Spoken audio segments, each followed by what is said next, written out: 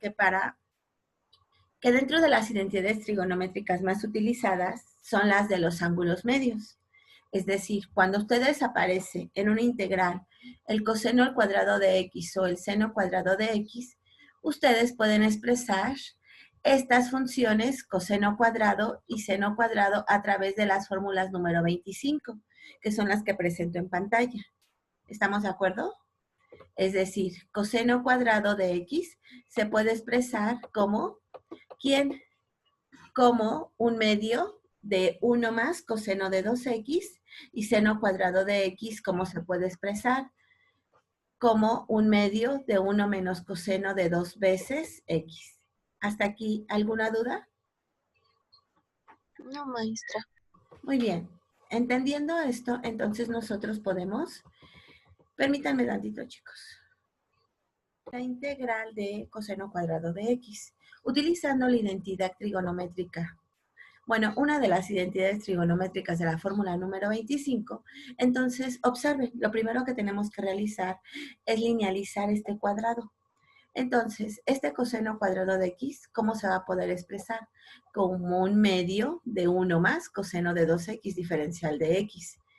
Entonces, por identidades también de las integrales, la integral de una suma se puede expresar como la suma de las integrales.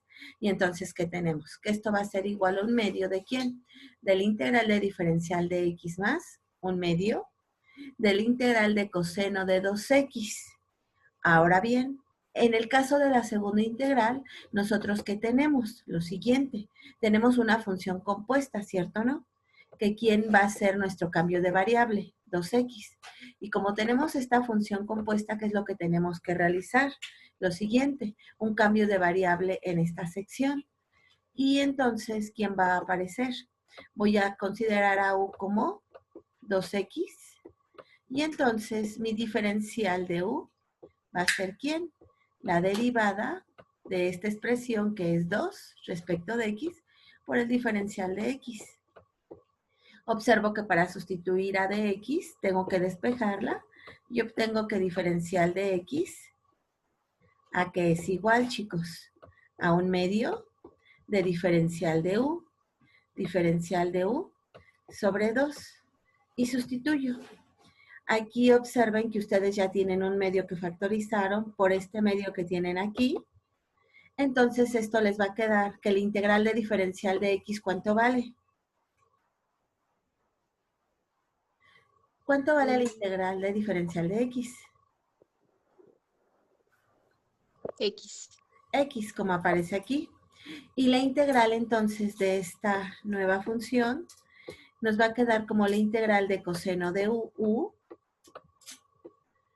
por un medio, que queda como un múltiplo de diferencial de u. ¿Estamos de acuerdo? Y la integral de coseno de u diferencial de u, ¿cuánto vale, chicos?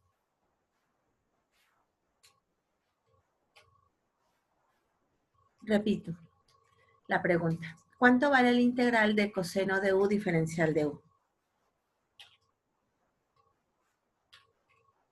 Seno de U. Seno de 1. Sí, muy bien, seno de u. Entonces yo sustituyo, ¿quién es u? 2x. Y por lo tanto la integral me va a quedar como un medio, entre corchetes, de x más un medio de seno de u, que es 2x más la constante. Ahora multiplico este medio por cada uno de los sumandos y me queda que la integral, ¿quién es? Justamente lo que tenemos aquí, que es un medio de x más un cuarto, porque un medio por un medio es un cuarto, de seno de 2x más la constante.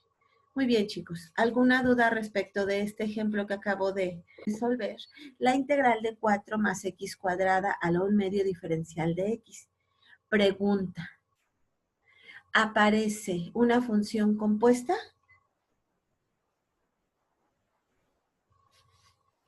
Chicos. Sí. Sí, ¿no? Sí. Sí. La función compuesta justamente es 4 más x cuadrada a la 1 medio. Pero ¿qué sucede? Si ustedes toman al argumento de la función compuesta, que sería 4 más x cuadrada, no aparece su diferencial, ¿cierto o no? Entonces, ¿qué es lo que vamos a realizar? Justamente lo que les estoy pidiendo que realicen en la integral de la secante.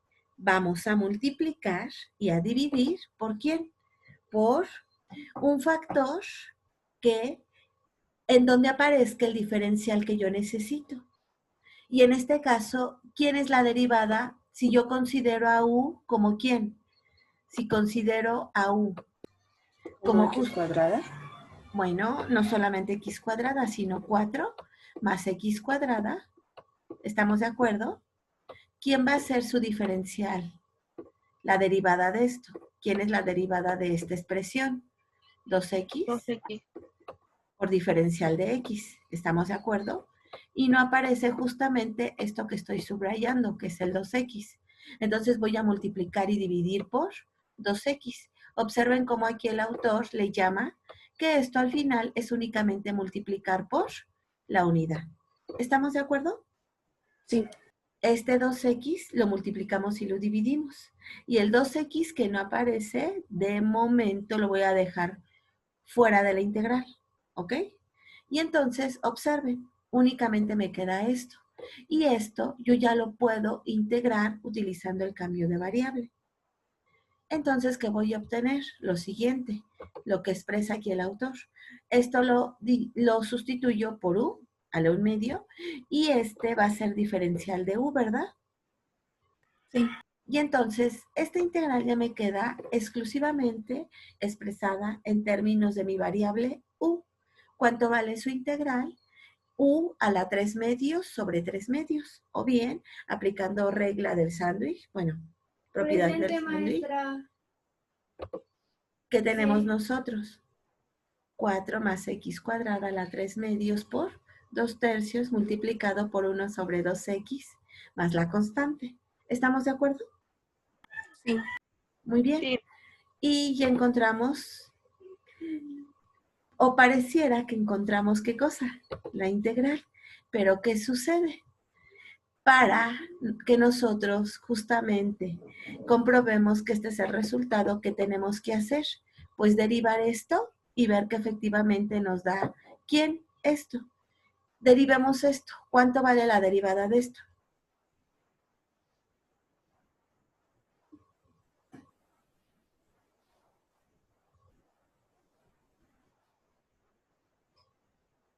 Chicos, es una pregunta para todos. ¿Cuánto vale la derivada de esto que acaban de obtener?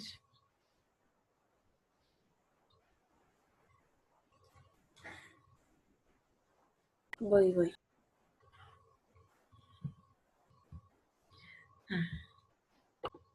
Sí, profesora. Por favor, ayúdeme. El problema de área, introducción, así como la derivada es motivada por el problema geométrico de construir una tangente a una curva, el problema histórico que conduce a la definición de integral definida es el problema de encontrar un área. En específico, tenemos interés en la siguiente versión de este problema.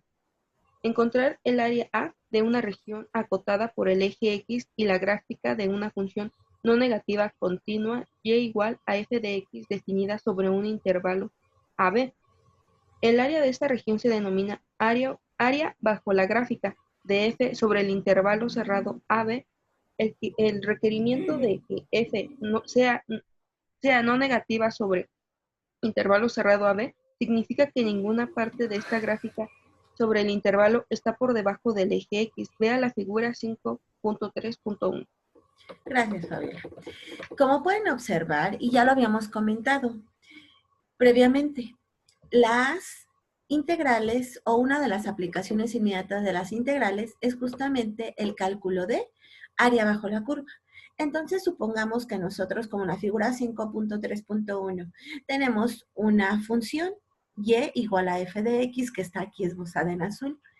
Y en un intervalo cerrado a, b, nosotros queremos encontrar el área. Los griegos comenzaban a hacerlo a través de inscribir, por ejemplo, para el caso particular de la circunferencia, a través del método del agotamiento que habíamos revisado previamente. Aquí lo vamos a hacer a través de un método que comúnmente en la literatura se le conoce como las sumas de Riemann. Entonces, para el cálculo de esta área, o antes de verlo, nosotros vamos a utilizar la siguiente notación, que es la notación de sumatoria. Entonces, observemos lo siguiente. Permítanme tantito, lo moví demasiado rápido. Observemos lo siguiente. Vamos a introducir lo que es una sumatoria. Entonces, nosotros observemos que en la pantalla, tenemos la suma de 1, más 2, más 3, más bla, bla, bla, hasta el número n. Esto, en realidad, se puede expresar de una forma más general a través de una simbología que se le conoce como la simbología de sigma. Esto se puede ver como la suma de i términos desde i tomando el valor de 1 hasta n, ¿ok? Pero también podemos tener otro conjunto de números que se suman y tienen un patrón diferente en comparación de la primera suma que vimos, como es 1 al cuadrado más 2 al cuadrado más 3 al cuadrado y así consecutivamente hasta n cuadrada. Observemos que el patrón que aparece es semejante, nada más que ahora si yo tomo i, ahora i no está elevado a la primera potencia, sino está elevado al cuadrado. E i, ¿de dónde a dónde va a ir? Desde 1 hasta n. ¿Estamos de acuerdo? La ventaja de utilizar esta sigma es que resulta ser que esta expresión de sumandos o estas expresiones ya no nos representan únicamente en términos, sino se puede ver simplificada como lo que acabamos de escribir. ¿Ok, chicos? Y esto es justamente lo que vamos a introducir, la notación de sigma, como lo dice aquí Denisil. Entonces, aquí supone de forma general que nosotros tenemos a subíndice K, un número real que depende del subíndice K o de un entero. Observen que en las sumas que nosotros vimos al principio, todos son números enteros, ¿cierto o no? Entonces, ¿qué es lo que nos dice el autor? Que la suma de A subíndice 1 más A subíndice 2 más A subíndice 3 y así consecutivamente hasta el término A subíndice n, ¿por quién se va a denotar? Por la suma, por el símbolo sigma. Esta es la sigma, lo que yo estoy encerrando, desde K igual a 1 hasta n de A subíndice K, o bien a lo que equivale a tener la sumatoria desde K igual a 1 hasta n, como yo se los decía, de A subíndice K, donde esta sumatoria representa toda esta suma. Vamos a hacer correr los índices de la sumatoria para K igual a 1, A subíndice 1, para K igual a 2, más A subíndice 2, más para K igual a 3, A subíndice 3 y así consecutivamente hasta subíndice a la n. Esta letra es justamente la que yo les decía y es una sigma mayúscula. Y a partir de este momento la vamos a entender como una suma de números enteros, ¿ok? Y tal como lo dice aquí, observemos, empieza desde el número más pequeño, en este caso particular, desde K igual a 1, hasta el número más grande que toma, que es K igual a n. Algunos autores le llaman a K igual a 1 el límite inferior de la suma y a K igual a n le llaman el límite superior de la suma. Y observemos cómo únicamente nosotros tenemos números enteros. Más adelante vamos a introducir estas sumatorias en las series, ¿ok? Muy bien. Una vez entendido esto, vamos a ver algunos ejemplos. Uso de la notación sigma. Se nos pide que si tenemos la suma de los primeros 10 enteros pares, es decir, 2 más 4 más 6 más 8 más bla, bla, bla, hasta 20, esto lo escribamos de una forma abreviada. Como son números pares, nosotros sabemos que podemos introducir el 2 multiplicado por un subíndice K, bueno, en este caso por un número K. Si nosotros hacemos correr K desde 1 hasta 10, tenemos los 10 primeros números pares, ¿ok? También se nos pide que la suma de expresar los 10 primeros números impares igual en esta forma. ¿Ok, chicos? Sí, maestra. Muy bien, ¿cómo lo podríamos expresar? Como se ve a continuación. Como la sumatoria desde k igual a 1 hasta 10, pero ahora ya no es de la forma 2k, sino de la forma 2k menos 1. Veamos si esto es cierto. Para k igual a 1 yo tendría 2 por 1, ¿cuánto me da? 2. Menos 1 me da el primer término que es 1. Para k igual a 2 tendría 2 por 2, 4 menos 1 me da el segundo sumando que es 3. Para k igual a 3, recordemos que es 2 por 3, 6 menos 1, 5. Y esto efectivamente, ¿quién es? Es todo esto. ¿Estamos de acuerdo, chicos? Sí. Muy bien, chicos. Entonces, nosotros observamos que tanto la suma de los números pares como la suma de los números impares lo podemos expresar justamente de esta forma. Muy bien. Ahora, observemos.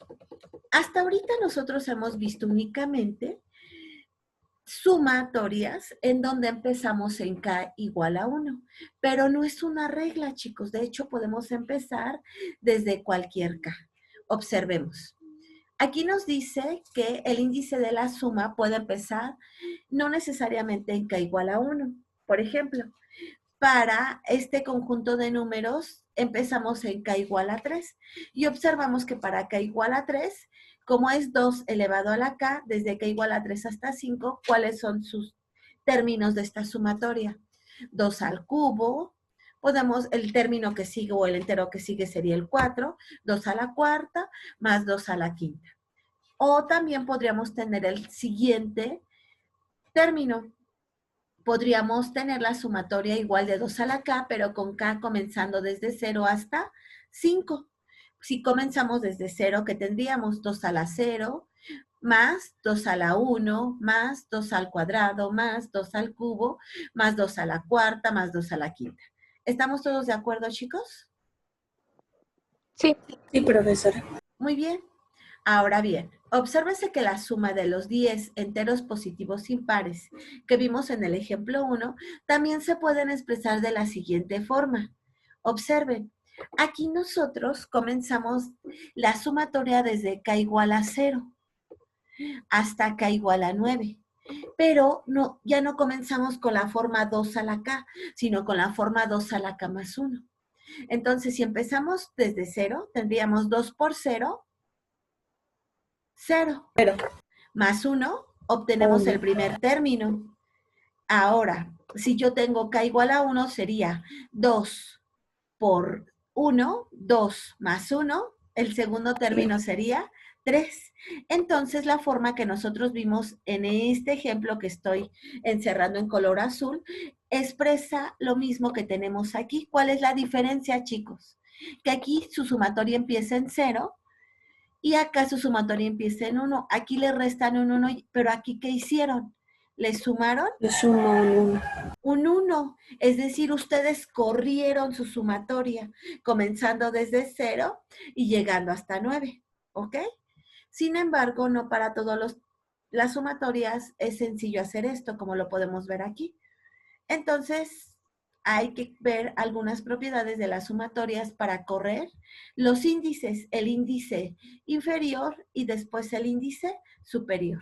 Índice superior e índice inferior es lo que yo llamaba el límite superior y el límite inferior, ¿ok? Muy bien.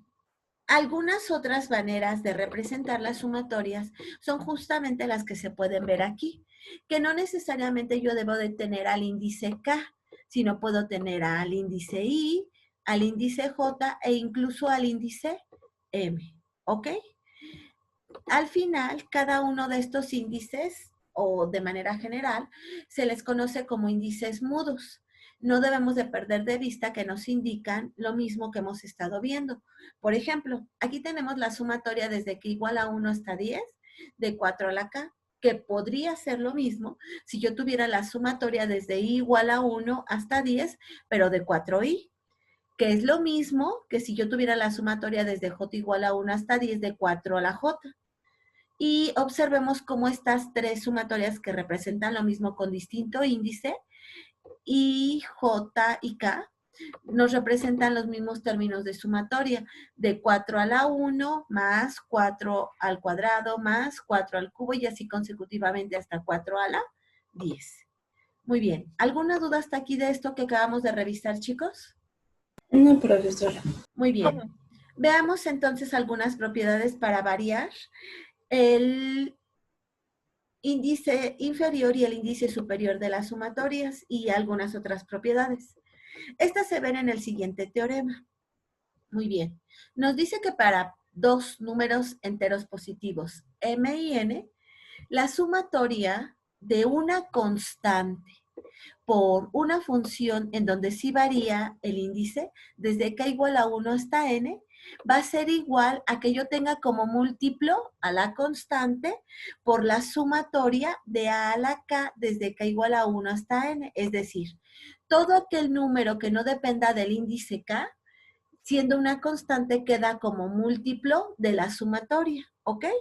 Donde aquí nos hace énfasis que x es una constante, ¿ok? Segunda propiedad. Si yo tengo la sumatoria de dos sumandos que sí dependen de k, yo voy a poder dividir en dos distintas sumas o diferencias a mis distintas sumatorias, tanto de AK como de BK. Tercera propiedad. Si yo tengo mi sumatoria que inicialmente va desde k igual a 1 hasta n de a subíndice k, este se puede dividir en dos sumandos diferentes, variando el superíndice y el subíndice de la siguiente forma. Voy a separar mi intervalo de la sumatoria como desde k igual a 1 a k igual a m. ¿Unión con quién? Con k igual a m más 1. Observen cómo aquí ya no considero cómo varían a través de los enteros. Ahora me muevo de m igual a 1 hasta el superíndice que es n. ¿Ok? Esa sería su tercera propiedad.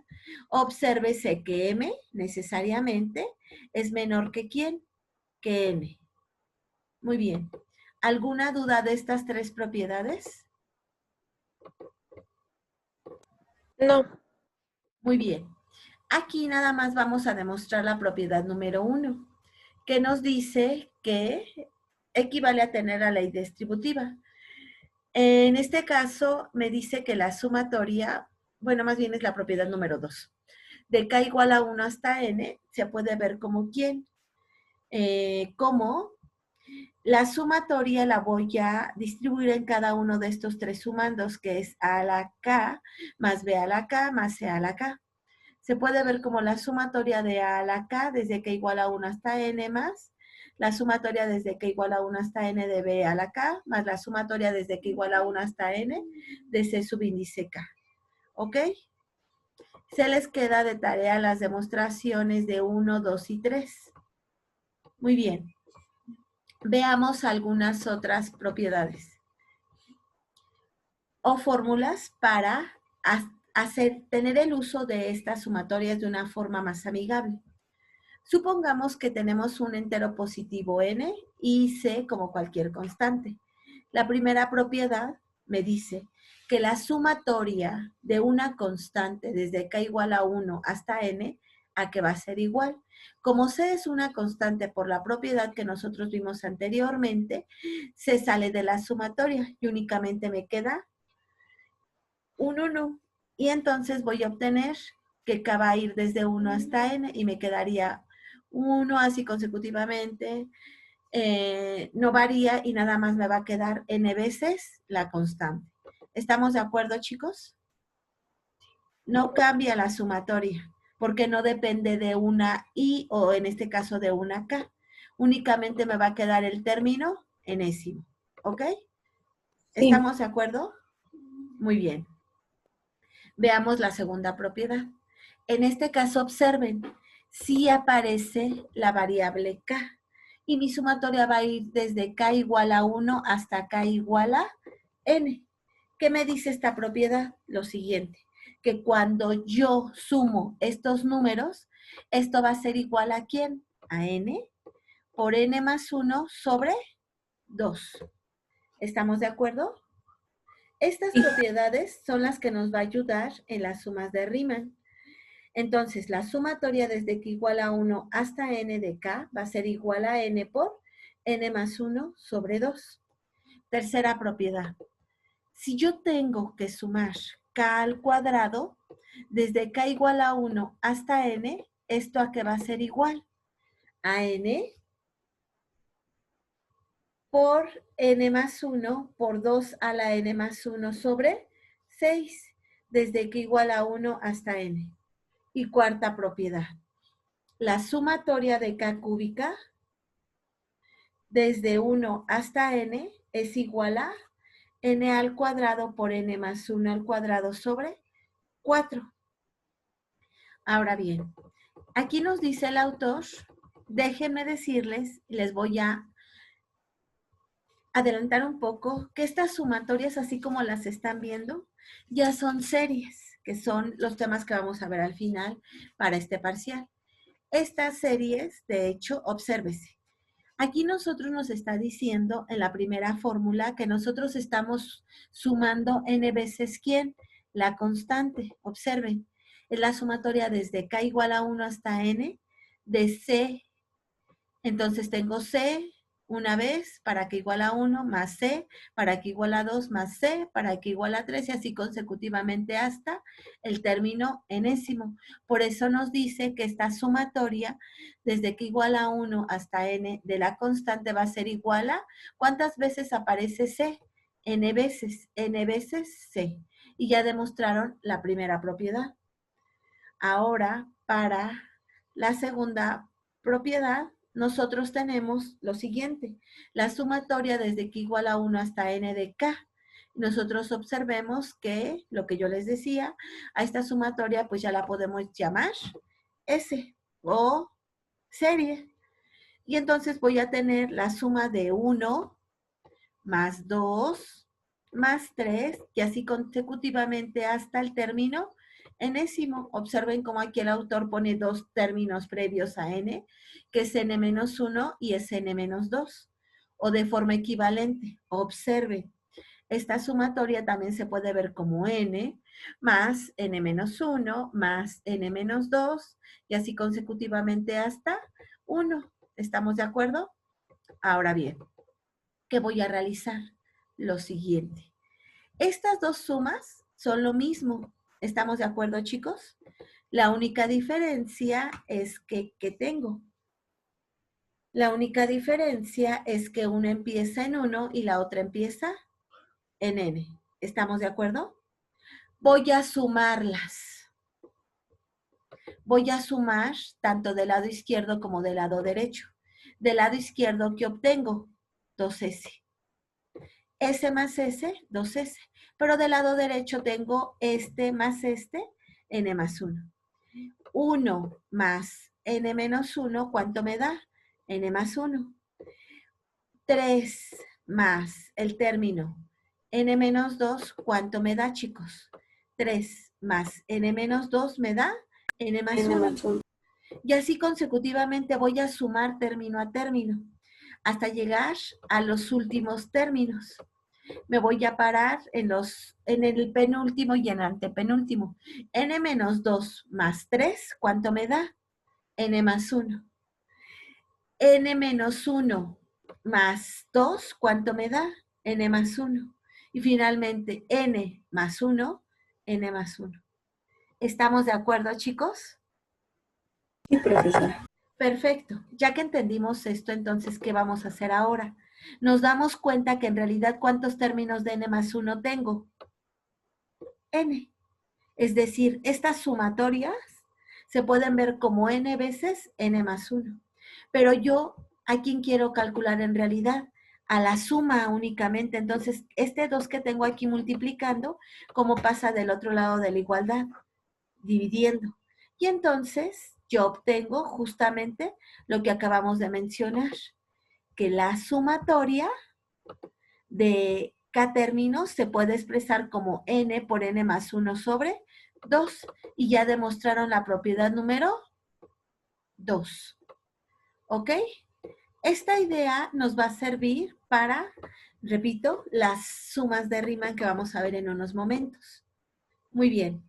¿Alguna duda de esto que acabamos de observar? Gracias, chicos. Ahora, se nos solicita usar las ecuaciones que nosotros vimos previamente para encontrar el valor numérico de esta sumatoria. Nos dice que la sumatoria va desde K igual a 1 hasta 20. ¿De quién? De K más 5 al cuadrado. Muy bien. Para este caso, tenemos que, si nosotros lo hacemos paso a pasito, tenemos que desarrollar primero el cuadrado, elevar al cuadrado este binomio. Entonces, nosotros sabemos, antes de aplicar las sumatorias, que un binomio al cuadrado, ¿cómo se puede expresar? Como el cuadrado del primer término, más 2 veces el primero por el segundo, que nos daría más 10K, más el cuadrado de esta constante, que ¿quién nos da? 25. Hasta aquí estamos de acuerdo. Entonces, observen, ustedes tienen una sumatoria de distintos términos. Por la propiedad distributiva, esto se convierte en la sumatoria de K cuadrado desde K igual a 1 hasta 20 más 10 veces, ¿quién? La sumatoria de K igual a 1 hasta 20, más la sumatoria de K igual a 1 hasta 20 ¿de quién? De 25.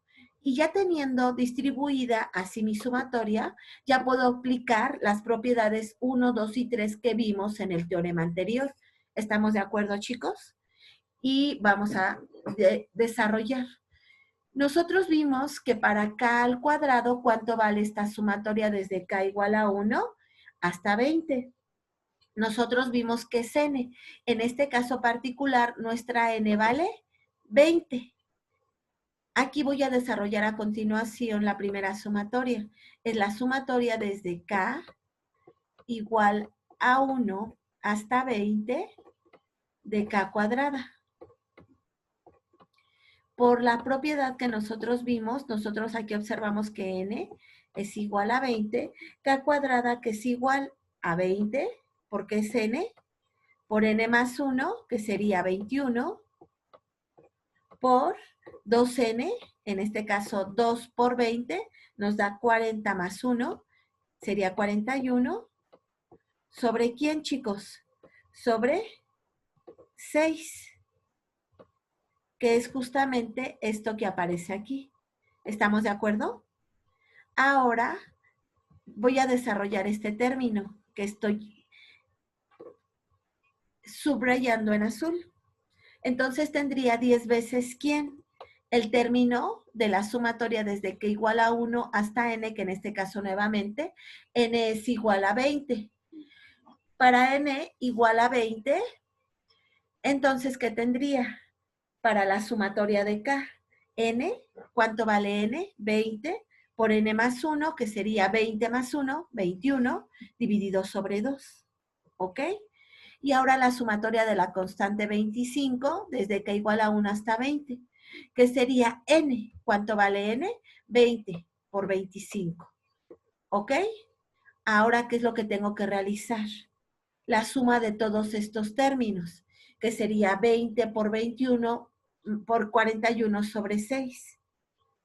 Ahorita rápidamente con su calculadora realizan la operación y luego multiplican 10 por 20 por 21 entre 2. ¿Y esto cuánto nos da, chicos? Para el primer sumando, que es 20 por 21 por 41, dividido entre 6, nos va a dar la suma de 2,870. Para el segundo sumando, observemos que 10 sobre 2 nos da 5, o tendríamos 5 por 20 por 21, ¿cuánto nos da esto? 2100. Muy bien. Y finalmente, para el tercer sumando, ¿cuánto nos da 20 por 25? 500. 500. Y al final, al sumar cada uno de los términos, que son 2870 más 2100 más 500, esto nos da justamente el término que tenemos aquí, que son 5470. ¿Estamos de acuerdo, chicos? Sí. Sí, profesora. ¿Dudas de esto que acabamos de realizar? Sí, yo tengo dudas, maestra. ¿Por qué entre 6 y entre 2? Debemos de recordar los resultados. Me voy a regresar un poquito. Observe, aquí tiene la sumatoria de k cuadrada desde que igual a 1 hasta 20. El segundo sumando es de 10 multiplicado por la sumatoria de k igual a 1 hasta 20. Me regreso al teorema, que es justamente lo que acabamos de ver.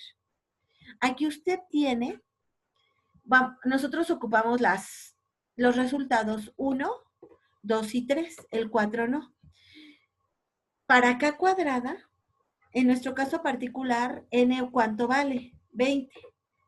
Va de nuestra sumatoria de k cuadrada desde k igual a 1 hasta 20. Observe, usted tiene que sustituir para nuestro caso particular. ¿Cuánto vale en este caso n? 20 para nuestro caso particular. Aquí sustituye 20 más 1, 21. Aquí sustituye 2 por 20, 40 más 1, 41. Y todo lo divide entre ¿quién? Entre 6. ¿Ya le aclaré su duda? Sí, ya, maestra. Y lo mismo Gracias. para acá, ¿verdad? Aquí tiene que sustituir. Ok. Muy bien. Entonces nosotros utilizamos lo mismo para K. Nada más que aquí en nuestro caso particular, ¿cuánto vale n? Nuevamente, me regreso. Aquí en nuestro caso n vale 20. Nuevamente. Si queremos calcular el área de este triangulito que tenemos aquí, de este triángulo rectángulo, ¿cómo lo haríamos, chicos? Nosotros sabemos de geometría que sería la base por la altura, ¿verdad? Sobre 2. Es decir, en este caso tendríamos la base por la altura. ¿Cómo se observa aquí? Entonces, nosotros como lo veíamos previamente, los pitagóricos utilizaron algo similar a esta idea de inscribir dentro de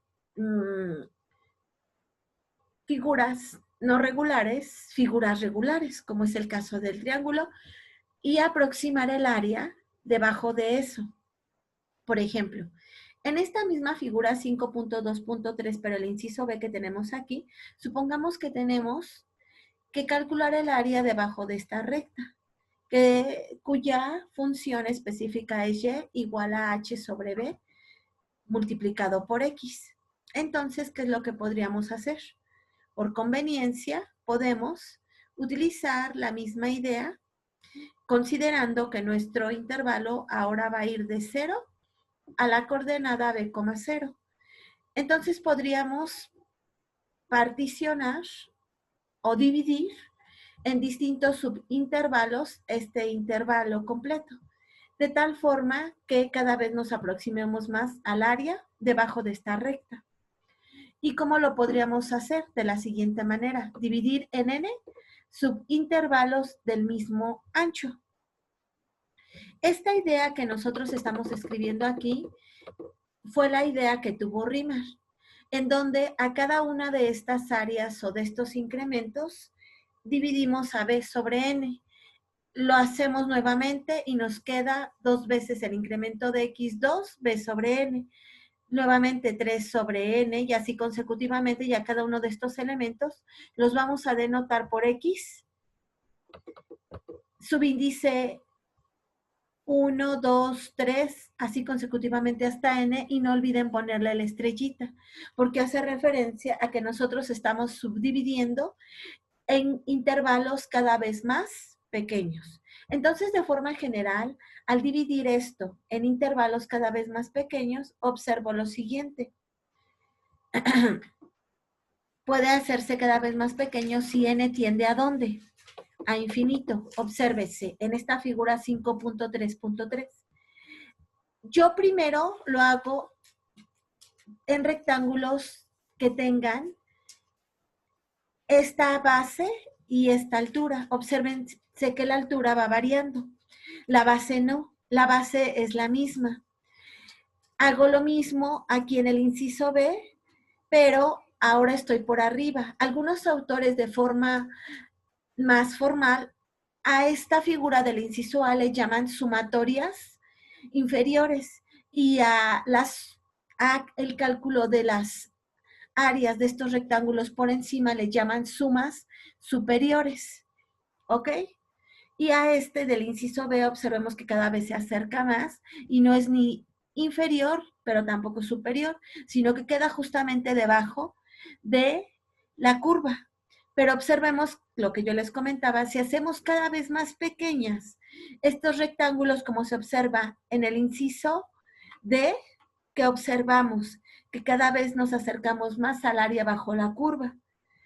Es decir, podemos hacer que n tienda a infinito, y esto a través de ¿qué? De un límite. Esta idea que nosotros estamos manejando aquí es justamente la que ocupó Riemann. Obsérvese. Calculó el área de estos rectángulos. ¿Cuál es el área de estos rectángulos? La base. ¿Quién es la base? Le voy a llamar incremento de X, y todos mis rectángulos tienen incremento de X. ¿Cuál va a ser la diferencia? La evaluación de mi función en cada uno de los elementos.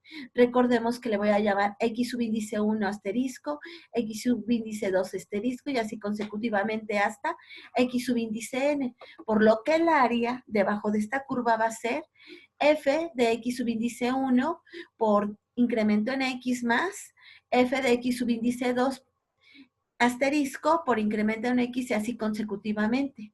Entonces, de forma general, observen que yo tengo un patrón de comportamientos que yo puedo representar a través de una sumatoria, y entonces mi área en realidad se va a poder expresar como la sumatoria de K igual a 1 hasta N de ¿quién? De la función evaluada en X, subíndice K, asterisco, incremento en X. Hasta aquí, ¿todos me van siguiendo? Sí, profesora. Muy bien, gracias. Entonces, obteniendo esto, observemos que parece válido que reduzcamos el error introducido por el método del área, de que cada rectángulo es mayor que el área bajo la curva, al dividir un subintervalo x a la k menos 1, x a la k. Entonces vamos a subdividir en intervalos cada vez más finos. Entonces, observen, hasta aquí ya nos acercamos, pero ¿qué pasa si yo comienzo a subdividir, sí, como lo habíamos hecho, b sobre n, pero más aún, yo tomo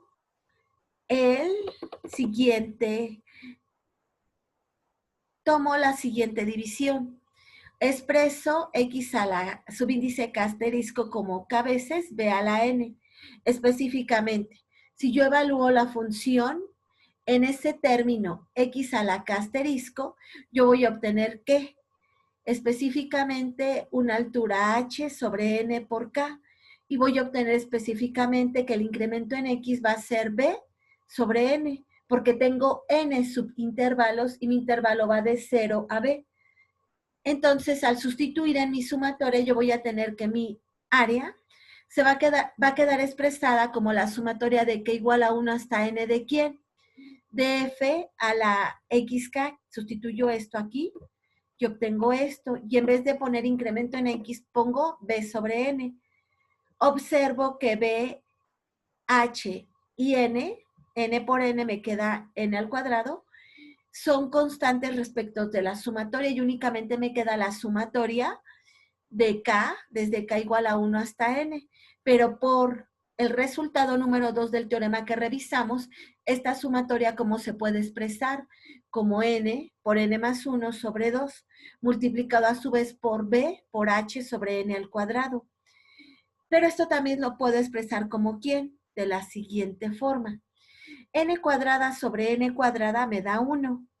Y aquí tengo n sobre n cuadrada me da 1 sobre n, por lo que yo tengo b por h sobre 2 multiplicado por 1 más 1 sobre n. Como yo quiero acercarme cada vez más a mi área, debajo de la curva voy a tomar el límite cuando n tienda sea cada vez más pequeño, es decir, lo voy a hacer tendiendo a infinito. Si yo tomo el límite cuando n tiende a infinito, observo que b por h sobre 2 es una constante de límite y puedo calcular este límite. El límite de una constante cuando n tiende a infinito, ¿cuánto vale? La constante. Y el límite de 1 sobre n cuando n tiende a infinito vale 0, por lo que el área que yo quiero calcular va a tender ¿a dónde? A un medio de la base por la altura, que es justamente lo que nosotros conocemos como ahora. Vamos a hablar de un ejemplo específico, pero ya es un problema más general para encontrar el área bajo la curva. Supongamos que de forma general tenemos una función y igual a f de x. Fundamental tomar en cuenta que esta función tiene que ser continua en el intervalo cerrado a, b, tal cual nosotros lo vimos previamente. También vamos a suponer de entrada que la función es mayor o igual que 0, que no es una condición forzosa, pero por el momento vamos a suponer que la función es mayor o igual que 0 en este intervalo. El área puede aproximarse al sumar las áreas de n rectángulos, como lo vimos en el ejemplo específico que revisamos previamente. A continuación voy a resumir qué es lo que vamos a realizar. Vamos a dividir el intervalo a, b en n subintervalos. A esos intervalos de forma general le vamos a llamar como x a la k menos 1 y x a la k, donde los extremos de los intervalos van a tener a igual a x sub 0, a su vez x sub 0 es menor que x sub índice 1, menor que x sub índice 2, y así consecutivamente hasta x sub índice a la n menos 1 hasta x sub índice a la n, y este extremo de nuestra partición, así lo vamos a llamar, va a ser igual a b. De modo que cada subintervalo van a tener el mismo ancho, delta de x. Es decir, van a tener el ancho de los extremos, la diferencia de los extremos, que es b menos a sobre n. Y como yo les comentaba hace un minuto, a esta subdivisión, dentro de la literatura se le conoce como partición regular del intervalo a, b. Vamos a escoger un punto específico, x a la k, estrellita, en cada uno de los n subintervalos, como lo hicimos en el caso del triángulo rectángulo. Y vamos a formar n productos de la siguiente forma. F de x a la k estrellita delta de x, puesto que el área de un rectángulo es base por altura o bien, como aquí nos dice, largo por ancho, donde cada una de las áreas de estos rectangulitos va a ser f de x a la k estrellita delta de x, y donde su largo es f de x a la k estrellita y su ancho es delta de x. Construido sobre un intervalo x a la k menos 1, x a la k. Estos números, estos n números, x subíndice 1 estrellita, x subíndice 2 estrellita, x subíndice 3 estrellita, así hasta x a la n estrellita, se les denomina de forma general puntos muestra. La suma de las áreas de estos n rectángulos, entonces se puede ver de la siguiente forma, como la sumatoria de f de x a la k, aquí es k, no es i, estrellita, delta de x, desde k igual a 1 hasta n. Es decir, nosotros vamos a tener específicamente que va a ser f de x a la 1 estrellita delta de k más f de x subíndice 2 estrellita delta de x más f de x subíndice 3 estrellita delta de x y así consecutivamente hasta el término enésimo. Esto, por lo que nosotros vimos, representa una aproximación del área bajo la curva en este intervalo cerrado A, B. Muy bien, con esto que vimos previamente o que especificamos previamente, ahora ya es posible definir el área bajo la curva. ¿Cómo la vamos a definir? Tal cual lo vimos previamente en el área del triángulo rectángulo. Tengo mis elementos muestras, x a la k estrellita. Tengo sus respectivas alturas. En este intervalo dividí de acuerdo a mi partición y entonces ahora voy a definir al área bajo la curva de la siguiente forma. Sea f una función definida en el intervalo a, b y f de x una función mayor o igual que 0 para toda x en este intervalo. El área bajo la gráfica de f definida sobre este intervalo se va a definir como el límite cuando n tiende a infinito de la sumatoria de k igual a 1 hasta n de f de x a la k estrellita delta de x. Nosotros, por lo que vimos previamente, para que cada vez nos acerquemos más al área bajo la curva, era conveniente hacer esa subdivisión en n cada vez mucho más pequeños y para representar esa pequeñez tomamos el límite. Muy bien. Es posible demostrar que cuando f es continua, el límite 6 siempre existe sin importar el método usado para dividir el intervalo a, b en subintervalos. Es decir, los subintervalos pueden tomarse o no de modo que el ancho sea el mismo, pero los puntos x a la k a estrellita puede escogerse de forma arbitraria en estos subintervalos x a la k menos 1, x a la k.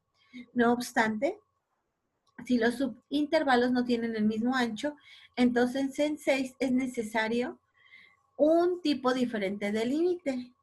En este caso, como sí tenemos el mismo ancho, necesitamos sustituir n tendiendo a infinito por el requerimiento de la longitud del subintervalo más ancho cuando tiende a ¿dónde? A 0. Muy bien.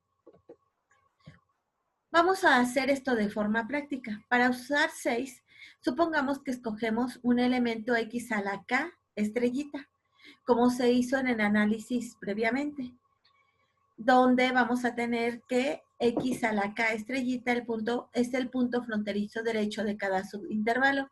Puesto que el ancho tiene n subintervalos, entonces el incremento de x, ¿quién va a ser? Por lo que ya vimos también previamente. La diferencia de el extremo derecho y el extremo izquierdo de nuestro intervalo dividido sobre m, es decir, b menos a sobre n. Entonces vamos a tener específicamente que x a la k estrellita, ¿a qué va a ser igual? A más k veces delta de x, o bien a más k veces b menos a sobre n. Luego específicamente para cada uno de los k nosotros vamos a tener lo siguiente. Para el elemento K1 estrellita vamos a tener A más delta de X, es decir, A más, en este caso K vale 1, B menos A sobre N. Para K menos 2, el elemento X a la 2 estrellita va a ser A más 2 veces delta de X, o bien A más 2 veces B menos A sobre N. Para el elemento 3, X a la 3 estrellita voy a tener A más 3 delta de X, o bien A más 3 veces B menos A sobre N. Y así consecutivamente hasta el término enésimo, que voy a tener A más N veces B menos A sobre N. Cuando reducimos aquí términos, tengo A más N sobre N 1, B menos A menos A me da 0, y por lo tanto únicamente tengo que este extremo es B. Muy bien. ¿Alguna duda hasta aquí de esto que estamos haciendo, chicos? Profesora. Muy bien. Ahora, al sustituir todos estos elementos en mi sumatoria, yo obtengo lo siguiente. Obtengo que el área, de acuerdo a la definición, va a ser el límite cuando n tiende a infinito de la sumatoria de k igual a 1 hasta n de la función evaluada en a más k b menos a sobre n por el ancho delta de x. Recordemos que el ancho es b menos a sobre n. Observamos Nuevamente lo que yo les decía, sustituimos todo esto. Ahora bien, otra manera de calcular este límite, n tendiendo a infinito, implicaría que nuestros anchos o delta de x tienden a 0. Muy bien. Ya obtenido esto, entonces podemos calcular estas sumatorias o estas áreas a través de estas sumatorias y de su límite para ejemplos específicos. Veamos al menos unos ejemplos. Aquí le llama el autor ejemplo número 3 y vamos a suponer que nuestra función específica, ¿quién es? F de x igual a x más 2 en el intervalo 0,4. Es decir, los valores de b, de a los tenemos específicos. Aquí observemos, no hay que perder de vista justamente esto que tenemos aquí, que de forma general, para calcular el área, es esto que estoy encerrando en azul. Es el límite cuando n tiende a infinito de la sumatoria de k igual a 1 a n de f de a más k, b menos a sobre n, por b menos a sobre n. Recordemos que para este caso en particular que voy a tener, que específicamente a va a ser igual a 0 y b va a ser igual a 4. Y que mi función específica es x más 2, ¿ok? Una vez obtenido esto, entonces nosotros ya podemos obtener específicamente cuánto vale delta de x. Delta de x, recordemos que es b menos a sobre n. Nuevamente, b vale 4, sustituimos, a vale 0 y n es n. Por lo tanto, el incremento en x, ¿cuánto me va a dar? Al reducir 4 menos 0, 4 sobre n. ¿Estamos de acuerdo, chicos? Sí. Muy bien. Ahora veamos la segunda parte. Para calcular, sí, todavía me caben los dos. Para calcular el área, por esta ecuación número 7 que tengo acá arriba, voy a sustituir. ¿Es el límite de quién? El límite, cuando n tiende a infinito, de mi sumatoria de la función f de a, pero a vale 0, más k por b menos a sobre n. Pero b menos a sobre n, ¿cuánto vale? 4 sobre n, porque es delta de x. Entonces voy a tener que evaluar mi función ¿en dónde? Al reducir, aquí me queda 0 más k a la 4n, me queda únicamente lo siguiente. El límite de cuando n tiende a infinito de 4 sobre n, que es este término, de la sumatoria de k igual a 1 hasta n de f de 4k sobre n. ¿Ok? Sustituyo lo que vale mi función. Recordemos que mi función me dice que es f de x igual a x más 2. Tengo que sustituirlo de mi argumento, que es x, y sumarle 2. Es decir, esto se convierte en el límite cuando n tiende a infinito de 4 sobre n de la sumatoria de ¿quién? X, en este caso, es 4k sobre n. Lo sustituyo y le sumo 2. ¿Ok? Hasta aquí. ¿Alguna duda, chicos?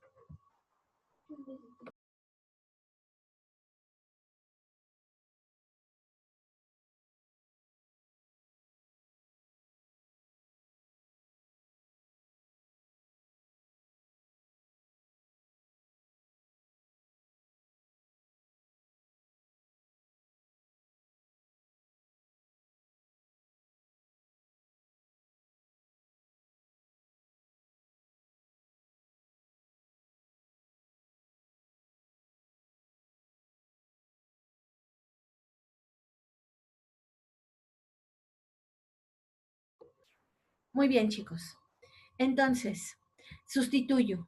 ¿Y qué obtengo? El límite, cuando n tiende a infinito, de 4 sobre n de la sumatoria de k igual a 1 hasta n de ¿quién? De 4k sobre n más 2. ¿Ok?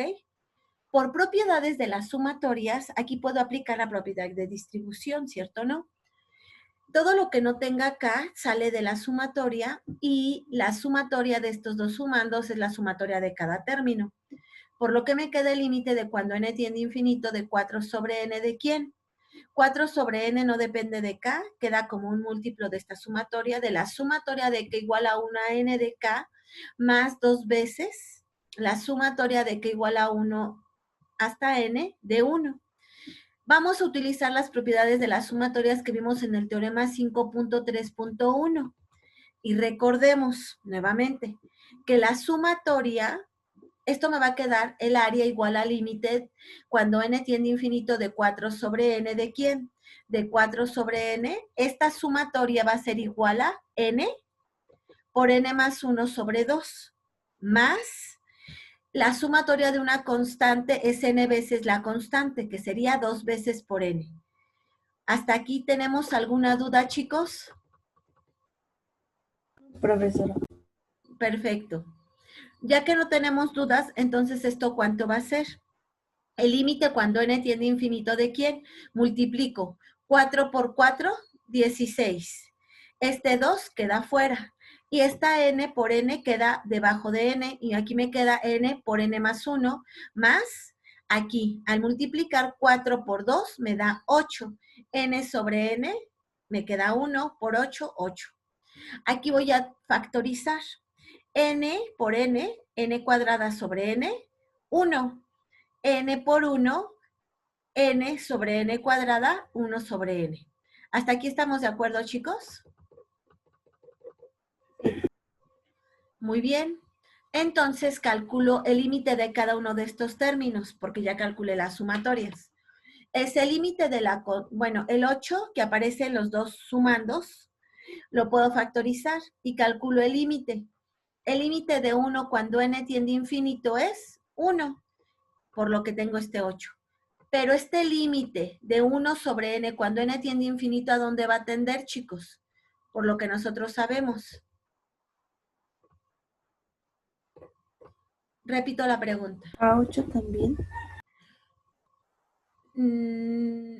Nuevamente, ¿cuánto vale el límite de 1 sobre n cuando n tiende a infinito?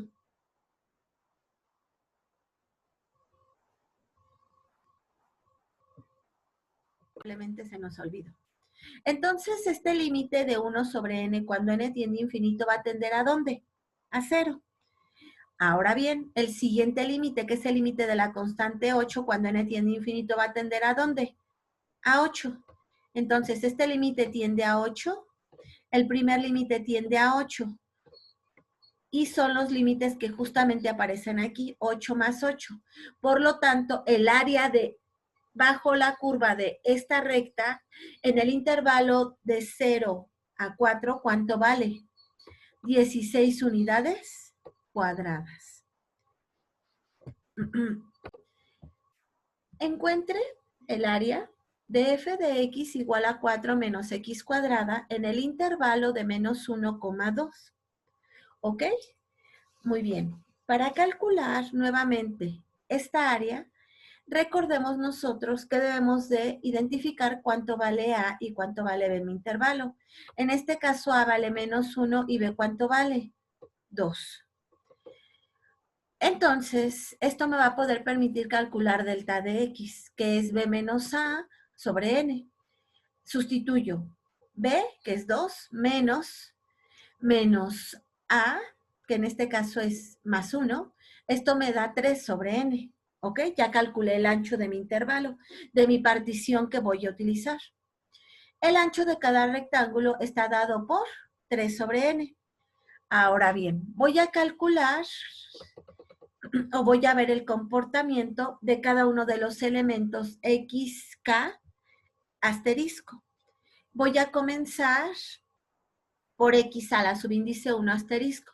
Recordemos, me voy a regresar un poquito, que de acuerdo a lo que nosotros revisamos previamente, para calcular estos elementos yo tengo que ver que es A más delta de X. En el segundo elemento es A más 2 delta de X. En el tercer elemento A más 3 delta de X y así hasta el elemento enésimo, ¿ok?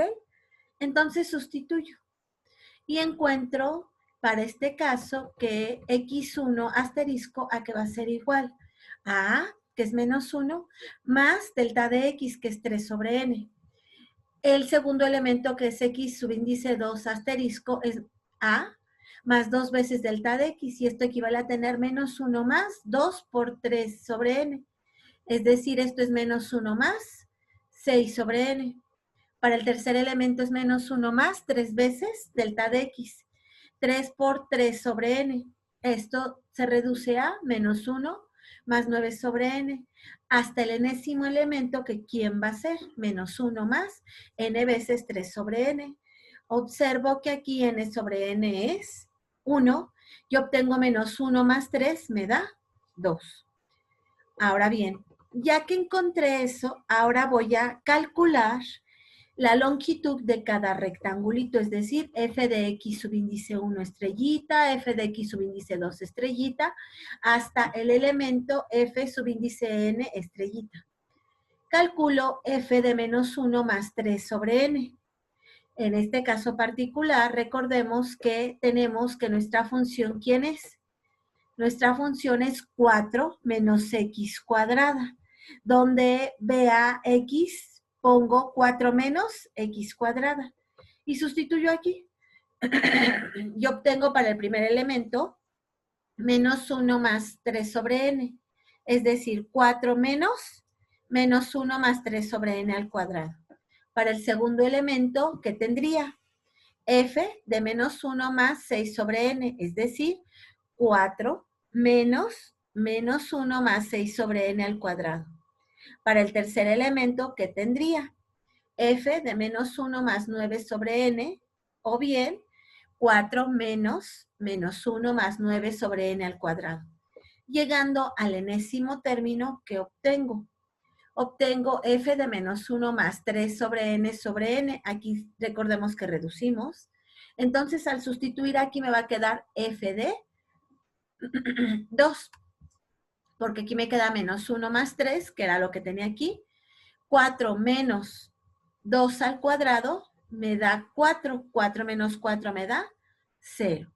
Por lo tanto, para un término késimo que se encuentre en el intervalo a, b, en menos 1, 2, a que va a ser igual f de x a la k asterisco por 3 sobre n va a ser igual a 4 menos 1 más k por 3 sobre n al cuadrado, multiplicado por 3 sobre n. O bien, este término que tengo en el corchete lo elevo al cuadrado porque es un binomio. Al elevarlo al cuadrado, ¿qué obtengo? Obtengo 4 menos esto elevado al cuadrado, menos 1 al cuadrado me da 1. Menos 2 veces este por este, voy a obtener 6 veces k sobre n más el cuadrado de este término. ¿Cuánto vale el cuadrado de este término? El cuadrado de este término es 9 veces k cuadrada sobre n, que es justamente este término. Multiplicamos cada uno por los términos negativos y el primero me da positivo, el segundo me da... Aquí me obtengo 4 menos 1, me da 3, reduzco el primer término, el segundo me da positivo, que es 6 veces k sobre n, y el tercer elemento también me da positivo, negativo, que es menos 9 veces k cuadrada sobre n, y todo multiplicado por 3 sobre n. Hasta aquí, ¿alguna duda, chicos?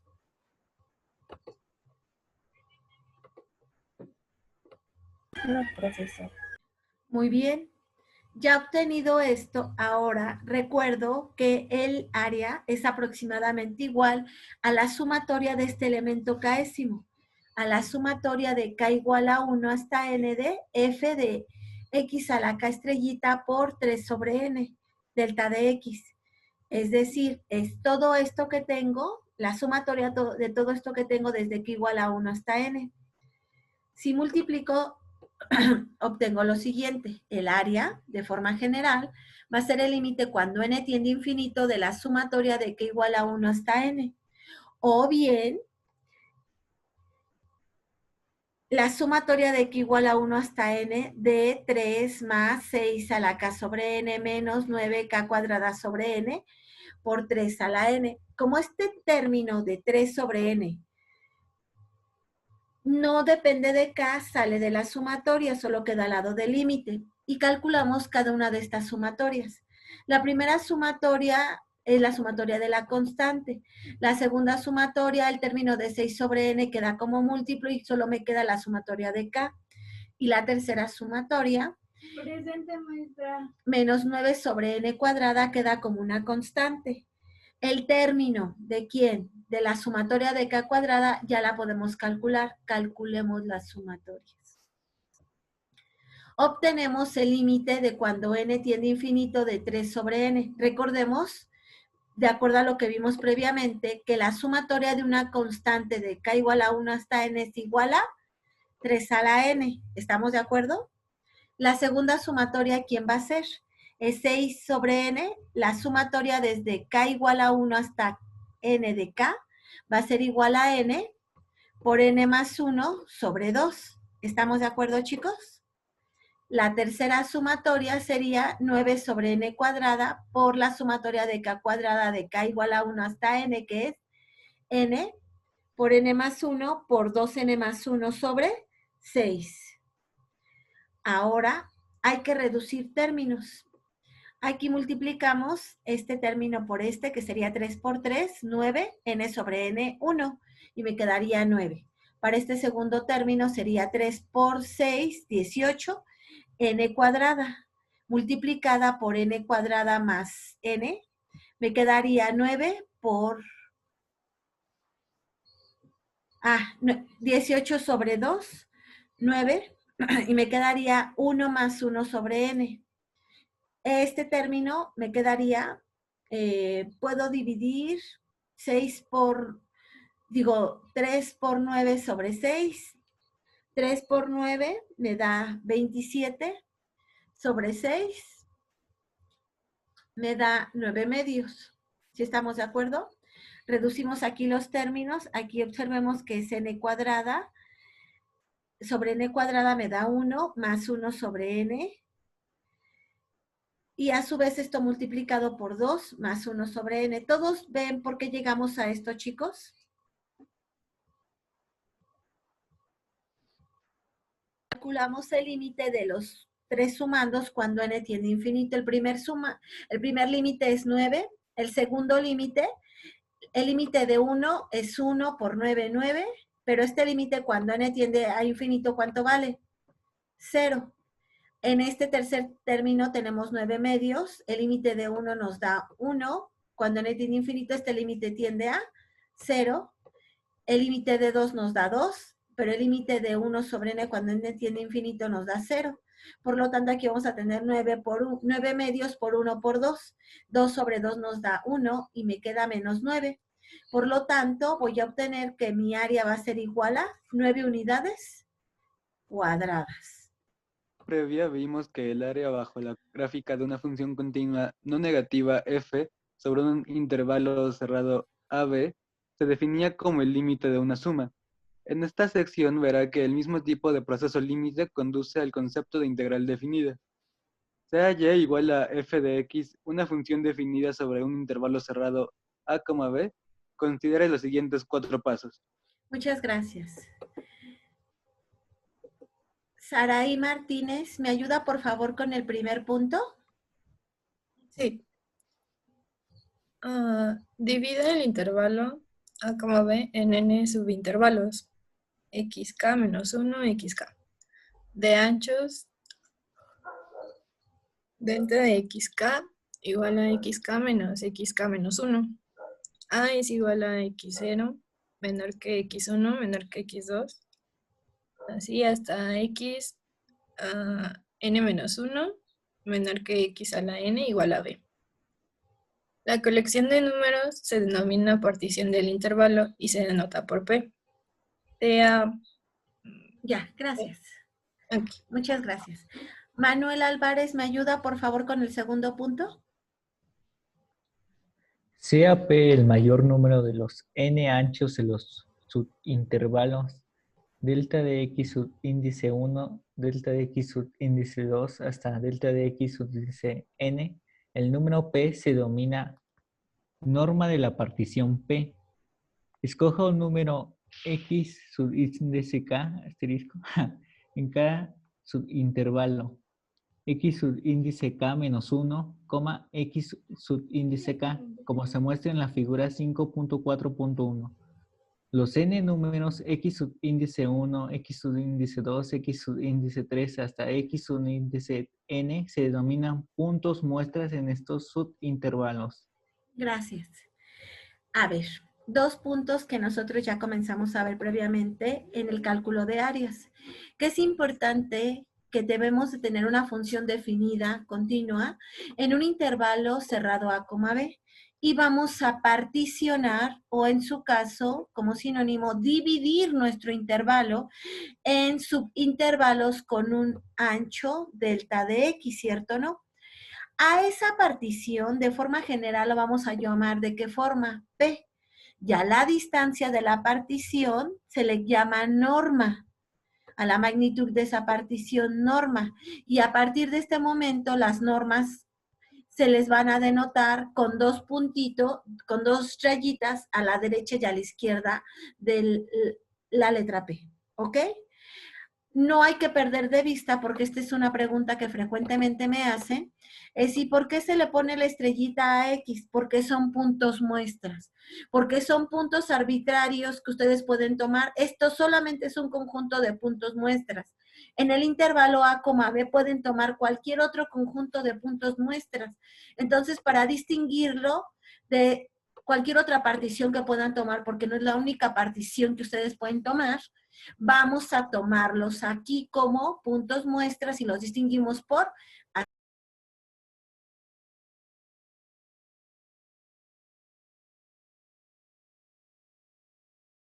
Se me fue mi internet, chicos, discúlpenme.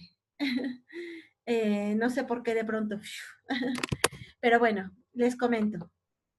Entonces, vuelvo a compartir la pantalla y les decía, entonces nosotros de forma general tenemos estos puntos muestras X subíndice Y. Ahora bien, por lo que habíamos visto previamente, podemos ya calcular la suma, ¿cierto o no? Y esas, de forma general, estos puntos muestras, esta partición se ve representada en esta figura 5.4.1 a mi derecha. Son los puntitos que estoy seleccionando en color azul, ¿ok? Muy bien. Por favor, continúen leyendo. Permítanme, ahorita les digo. Miriam Vega, ¿me ayuda por favor a continuar leyendo el siguiente punto a través de forme la suma?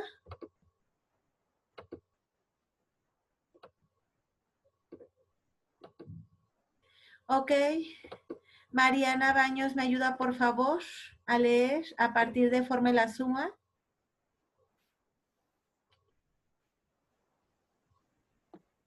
Forme la suma integral de nk igual a 1 f de x subíndice k, delta x subíndice k. Sumas del tipo proporcionado en la fórmula 2, que corresponden a varias particiones de A y B, AB, se denominan sumas de Riemann, en honor del famoso matemático alemán Georg Friedrich Bernhard Riemann. Aunque el procedimiento anterior parece muy semejante a los pasos que llevan a la definición de área bajo una gráfica dada en la sección 5.3, hay algunas diferencias importantes. Observe que una suma de Riemann no requiere que f sea continua o no negativa sobre el intervalo AB. Gracias. Así. Gracias, Mariana. Por favor, Cristóbal Álvarez, me ayuda con, a partir de así hasta el término del párrafo. Así, 2 no necesariamente representa una aproximación al área bajo una gráfica. Tenga en cuenta que área bajo una gráfica se refiere al área acotada entre la gráfica de una función continua no negativa y el eje X, como se muestra en la figura 5.4.2. Si f de x es mayor que 0 para alguna x en A, B, una suma de Riemann puede contener término f de x subíndice k asterisco delta de x subíndice k, donde f de x subíndice k asterisco es mayor que 0.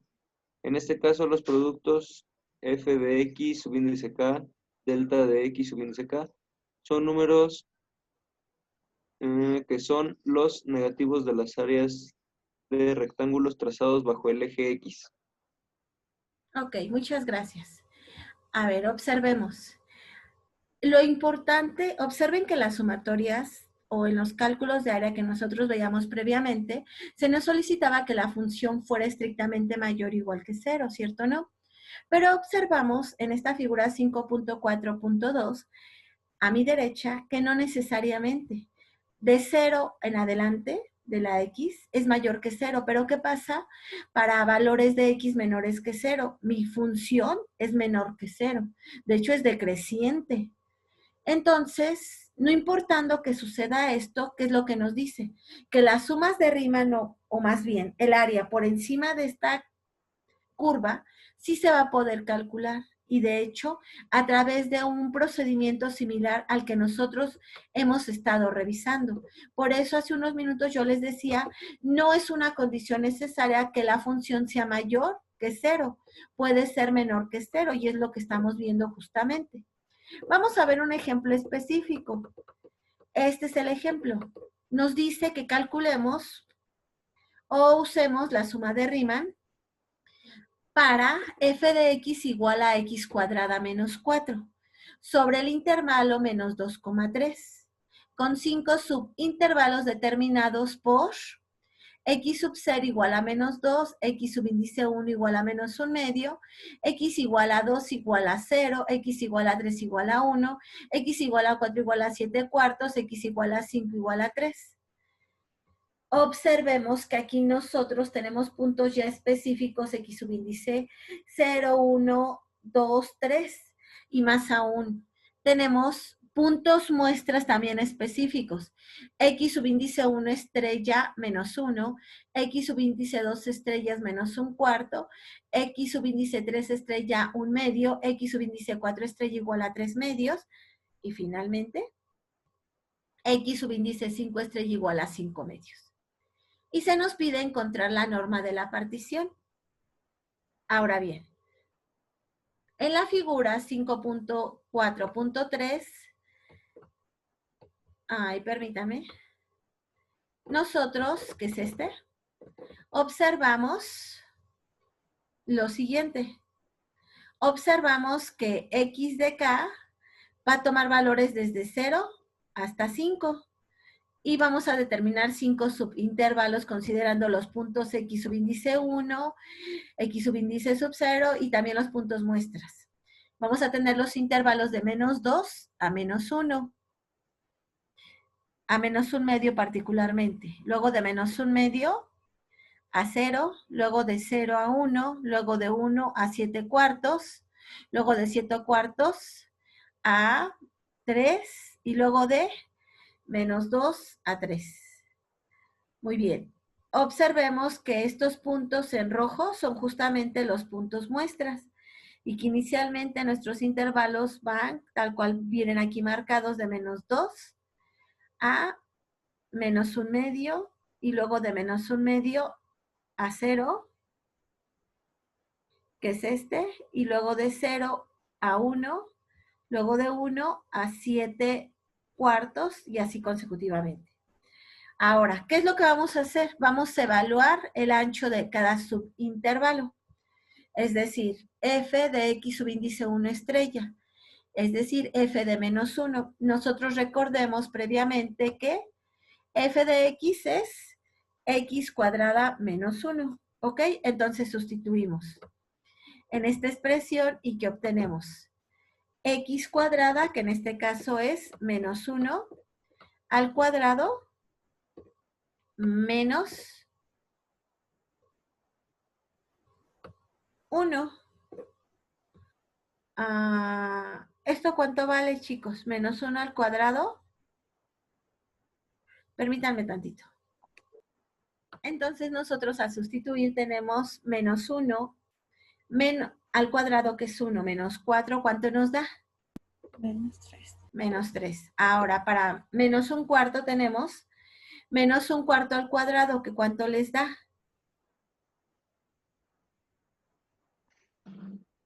1/8. No, 1/16. Gracias. 1/16. Menos 4 enteros, esto nos va a dar menos 63/16. ¿Ok? Y así consecutivamente. Para x3, que es 1/2, nos da menos 15/4. Para el punto muestra x4 asterisco, que es f de 3/2, 3/2 al cuadrado nos da 9/4 menos 4, nos queda menos 7/4.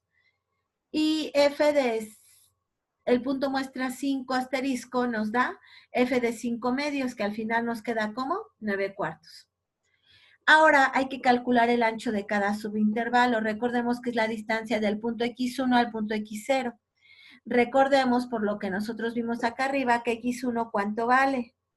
X subíndice 1 es menos 1/2. X subíndice 0 es menos 2. Menos 1/2 menos menos 2 nos da 3/2. Aquí hay un pequeño error algebraico, es natural. No olvidemos que somos humanos y nos queda menos 1/2 más 4 nos da 3/2. Para el segundo punto, es x2. ¿Quién es x2? Recordemos que es 0 menos x1, que es menos 1/2, menos con menos nos da más y este ancho nos da 1/2. x3, ¿quién es? El incremento en x3 es x3 menos x2. x3 recordemos que vale 1 y x2 vale 0 y al final esto me queda como 1. El incremento en x4 es x4 menos x3. x4 vale 7/4 menos 1. 7/4 menos 4/3 nos da 3/4. Y finalmente el incremento en x5 nos da 3 menos 7/4 nos da 5/4. ¿Duda de esto que acabamos de calcular, chicos? No.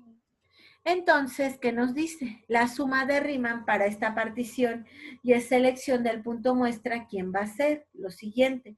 Recordemos que es la función evaluada en el primer punto muestra 1 por el ancho del intervalo. En este caso sería menos 3 por 3/2 más la función evaluada en el segundo punto muestra, que son menos 63/16 por el ancho del punto número 2, que en este caso es 1/2.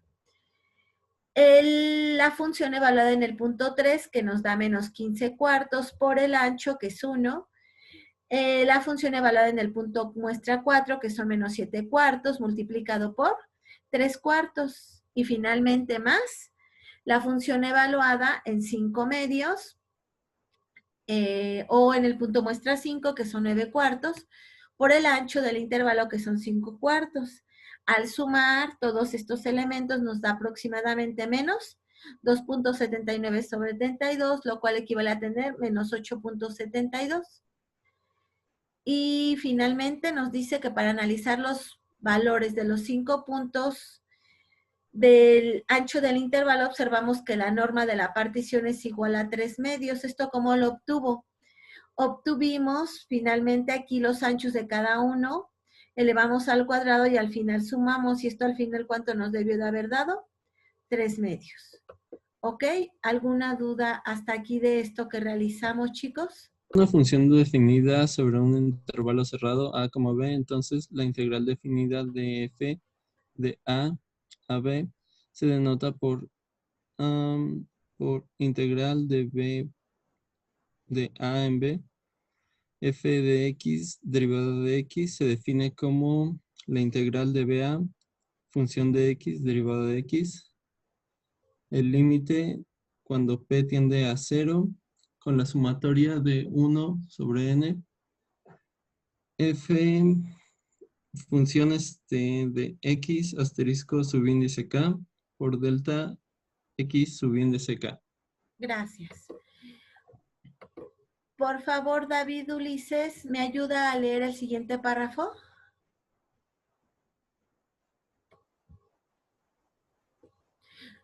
Raimundo Trujillo, ¿me ayuda a leer el siguiente párrafo? Si también existe, se dice que la función f es integrable sobre el intervalo. Los números a y b en la definición precedente se denominan límite inferior y límite superior de integración, respectivamente. La función f se denomina integrando. El símbolo integral, según lo usaba Leibniz, es una S alargada que representaba la palabra suma. También observe que P es 0. ¿Tiende a 0? Que P tiende a 0 siempre implica que el número de subintervalos n se vuelve infinito. N tiende a infinito. No obstante, como se muestra en la figura 5.4.4, el hecho de que n tiende a infinito no necesariamente implica que P tiende a infinito. Gracias. Observemos que dos cosas. El límite, más bien, una integral también está definida en términos de ¿quién? De límite. Por eso es de fundamental importancia comenzar el curso de cálculo con límite, porque observamos que la integral también es una aproximación, pues está definida en términos de límites. Segunda observación, en una integral definida tenemos un límite superior y un límite inferior. Esto se lee de la siguiente forma. Es la integral de a b de f de x diferencial de x. Recordemos que estamos integrando y fue algo, y vuelvo a recalcar, en donde aparece el diferencial de la variable respecto de la cual voy a integrar. En este caso, respecto de quién estoy integrando, respecto de la variable x. Observemos que el lado izquierdo de esta definición nos está implicando que yo tengo una sumatoria, en donde mi partición, la norma de la partición tiende ¿a dónde? A 0, es decir, es cada vez más pequeña. Pero no hay que perder de vista el siguiente hecho, que el hecho de que yo tenga más subintervalos o que n tiende a infinito, no implica necesariamente, o no necesariamente implica, que la partición tiende ¿a dónde? A 0, ¿ok? Como se observa en esta figura que tenemos aquí a la derecha, que es la 5.4.1, en donde yo observo que los intervalos, o más bien los números de punto de la partición, cada vez, o n, los puntos muestras cada vez son mayores, pero mi partición, para este caso, no se va haciendo más pequeña, ¿ok? Muy bien, una vez entendido esto, vamos a ver los siguientes teoremas. Teoremas que ustedes a continuación me van a leer. Por favor, Daniela Alejandra, ¿me lee el teorema 5.4.1? Teorema 5.4.1. Continuidad implica integrabilidad. Si f es continua sobre el intervalo a, b, entonces la integral de b a a de f de x existe, es decir, f es integrable sobre el intervalo. Ok, muchas gracias. Era algo que nosotros ya comentábamos previamente, que una de las condiciones para que una función sea integrable es que la función tiene que ser continua en todo el intervalo. Entonces, aquí que les dice que si la función es continua, entonces va a ser integrable en ese intervalo. Entonces, una pregunta inmediata que me voy a hacer. Entonces, las funciones que no son continuas, ¿son integrables? Pues no necesariamente. Solamente en el intervalo donde son continuas. Muy bien. Por favor, Diego Armando, ¿me lee el siguiente párrafo?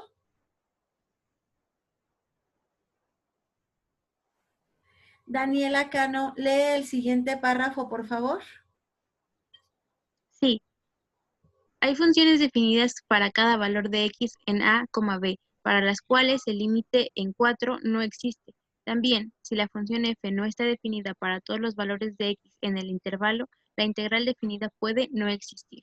Por ejemplo, después se verá por qué una integral como f de 2 a 3 de un medio de x de derivada de x no existe.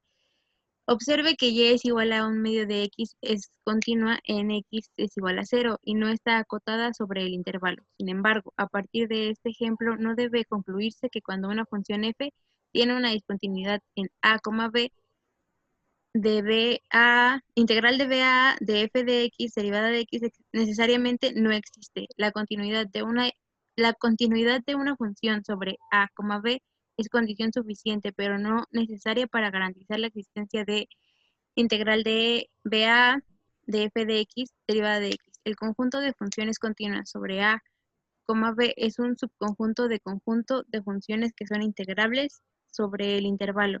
El siguiente teorema proporciona otra condición suficiente para integrar sobre a, b. Gracias. Ok, chicos. Entonces, ¿qué es lo que nosotros observamos? Lo siguiente, que existen varias condiciones para decir si una función es no integrable. Por favor, Manuel Álvarez, ¿me ayuda con el teorema 5.4.2? Si una función f está acotada sobre el intervalo cerrado a, b, es decir, si existe una constante positiva b tal que menos b es menor o igual a fx, menor o igual a b para toda x en el intervalo y tiene un número finito de discontinuidades en a, b, entonces f es integrable sobre el intervalo. Ok, gracias. Entonces, ¿qué nos dice? Que dos condiciones se deben de tener. Una es la continuidad y la otra es el acotamiento. Es decir, una función debe de tener un valor máximo, pero también un valor mínimo. Más adelante vamos a decir que esas cotas comúnmente se les conoce en la literatura como cota superior e inferior. Es decir, mi función debe de estar acotada en un intervalo cerrado. Pero además si llegan a existir discontinuidades, esas discontinuidades deben de ser finitas. El ejemplo anterior que su compañera nos comentaba, que es y igual a 1 sobre x, sí posee una discontinuidad. De hecho, ella es continua en todos los reales, excepto en el valor x igual a 0, por ser una función del tipo racional, ¿cierto o no, chicos? Muy bien, ahora, ¿qué nos dice además? Derek Hernández, por favor, me lee el siguiente párrafo. Hasta partición regular. ¿Hasta dónde, perdón? Desde el inicio del intervalo, desde el inicio del párrafo hasta esto que está en azul. ¿Ok? Ok.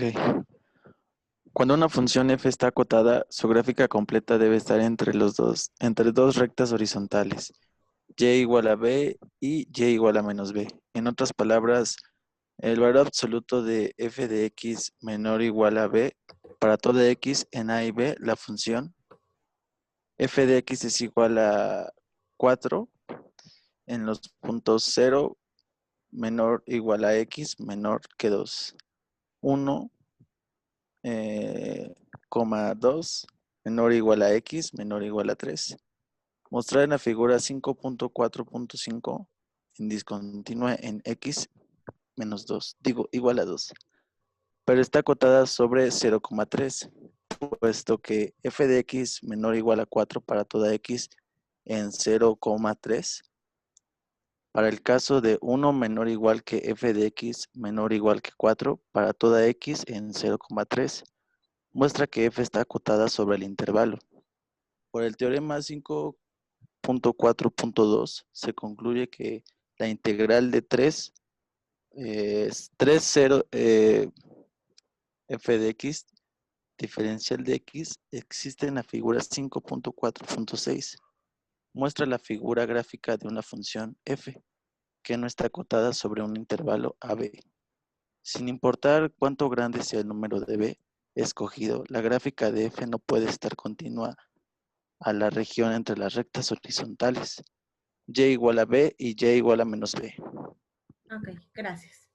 Entonces, nos dice dos cosas, que tenemos dos funciones. Observemos la figura 5.4.5 y la figura 5.4.6. Observemos, en la figura 5.4.5 es una función definida por partes en los intervalos de 0 a 2 y de 2 a 3. Son funciones constantes. Observen, está acotada. ¿Por qué? Porque tiene un valor máximo de 4 y un valor mínimo de 1. Y es continua por segmentos. Entre 0 y 2 también es continuo entre 2 y 3, por lo tanto su integral sí existe. Pero ¿qué pasa con la función de la figura 5.4.6? Esta función también está definida, y más aún está definida en todos los reales, porque aunque aquí no aparece específicamente el valor, cómo está definida la función, esta función es una hipérbola rotada. Entonces observamos que está definida para todos los valores excepto para esta asíntota. Sabemos que esta línea horizontal discontinua es una asíntota y es un buen tramo en donde no aparecen los términos. Está definida excepto para esta asíntota, pero no está acotada. Tomo dos valores cualesquiera, y igual a b y y igual a menos b, y no está acotada. Por lo tanto, para esta función en particular, la integral no existe en ciertos valores específicos. Por eso aquí les dice, sin importar cuán grande sea b o menos b, no está acotada. Por lo tanto, su integral no necesariamente está definida en un intervalo de a b. ¿Ok, chicos? Entonces, dos puntos importantes para saber si la integral de una función existe. Uno, que si es continua, tiene que ser continua. Debe de tener un número de puntos discontinuos finitos. Y dos, debe de estar acotada entre dos valores específicos. ¿Ok? En este caso particular, en nuestro intervalo a, b, de forma general, para la figura 5.4.6 no hay un acotamiento. Por lo tanto, no podemos hablar de una integral definida. Muy bien. Ahora vamos a hablar de lo que es una... No, perdón. Son las 9:57, chicos.